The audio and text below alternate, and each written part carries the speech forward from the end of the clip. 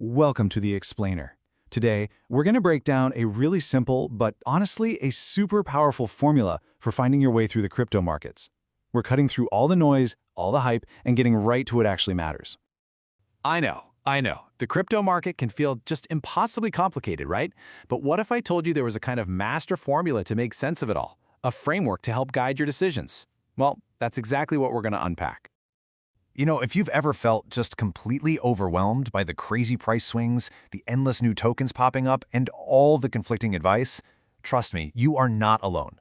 But getting some clarity is probably closer than you think.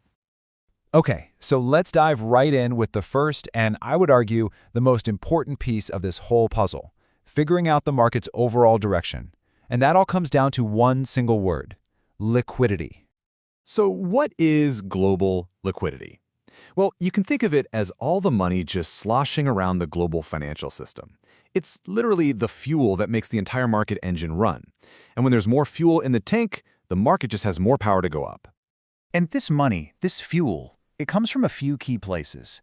You've got the big ones, like central banks and governments, but also commercial bank lending and global credit markets. A really good way to track a lot of this is to watch the overall money supply, something that gets measured as M2. Keeping an eye on this stuff, it's like checking the fuel gauge for the whole market. So, the key takeaway here is this incredibly simple relationship. When more money is flowing into the system, crypto pumps. When that money dries up and flows out, crypto dumps.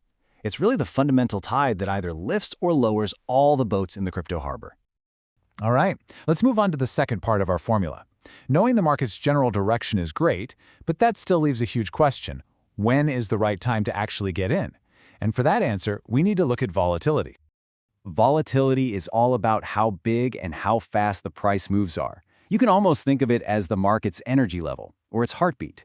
Is it calm and steady, or is it just beating out of its chest in a state of total chaos?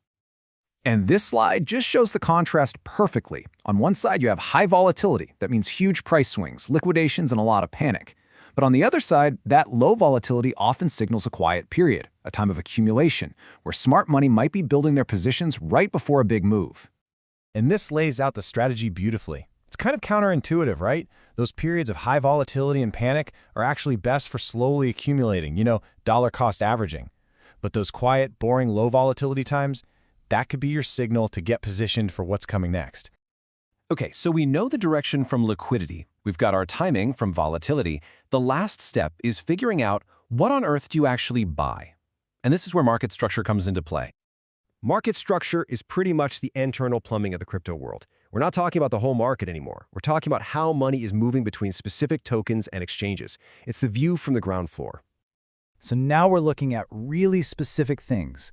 How much liquidity is on a decentralized exchange? What are the whales, the big holders, doing with their money? Is there a massive token unlock coming that could just flood the market with new supply? These little details can make all the difference.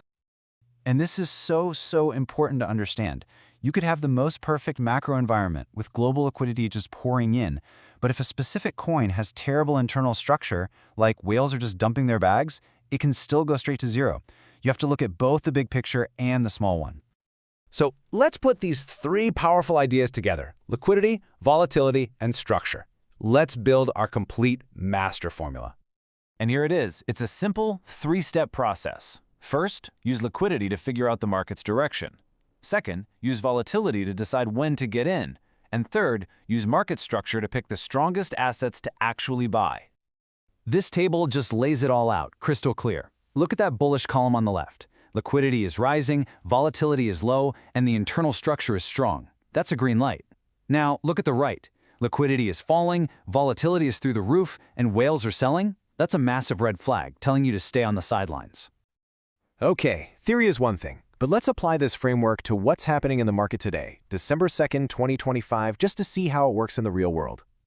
First up, let's check the market's energy, its volatility. A good way to do that is with the Fear and Greed Index. Right now, it's at 16. That means extreme fear. Now, in our framework, extreme fear often tells you to be cautious, but historically, these moments have also been some of the best entry points for people thinking long-term. Now for part one of our formula, liquidity. The data shows that global liquidity, measured by M2, is actually rising. According to our formula, that's a bullish sign for the overall direction of the market. It means the tide is slowly starting to come in. And finally, for part 3, we have to pick something. So if we apply a market structure analysis to liquidity pools, a few of them really stand out right now. A pool like SOL/USDC, for example, is showing really strong depth and a lower risk of impermanent loss. Finding pools with strong fundamentals like these is exactly the kind of structural detail you want to look for after you get good signals from liquidity and volatility. So there it is, liquidity for direction, volatility for timing, and structure for selection.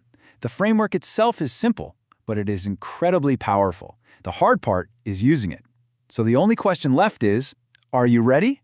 Thanks for joining me on The Explainer.